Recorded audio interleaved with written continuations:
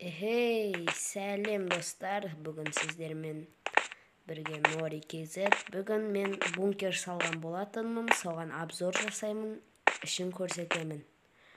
Ал енді кеттік, бастайық видеоны.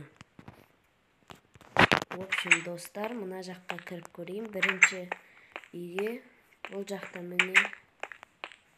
мына жақта енді әжетханасы. Бұл бункер неге? Егер мысалы метеорит түсіп жатса деревняға,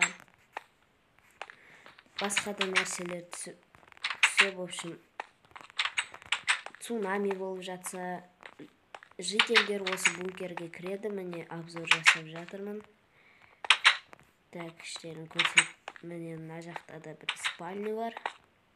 Мына жақта да әжетханасы бар. Енді әр бөлмеде өзінің әжетханасы бар. Олардың бәрін көрсете бермей қояйын. Міне мына жақта тағы бір бөлме, осылай бөлме. Ал міне мына жақта қыздардың душы, міне душ. Бұл жақ әлі жабылмаған, әлі бітірмедім. Мына жақта балдардың душы, ол балалардың. Міне әжетхана, ар жақта бөлмелерде бар. Бұл бункер көбінесе мектептің жанына соғылған. Міне мектеп.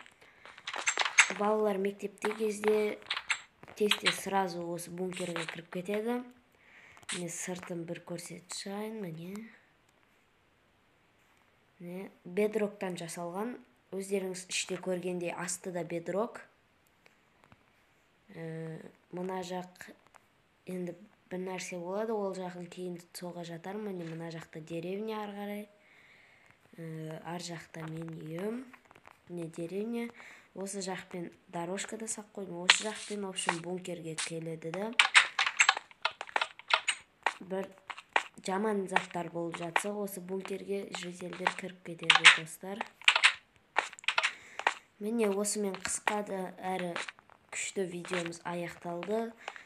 Лайк басып кетіңіздер, достар. Ал сау болыңыздар.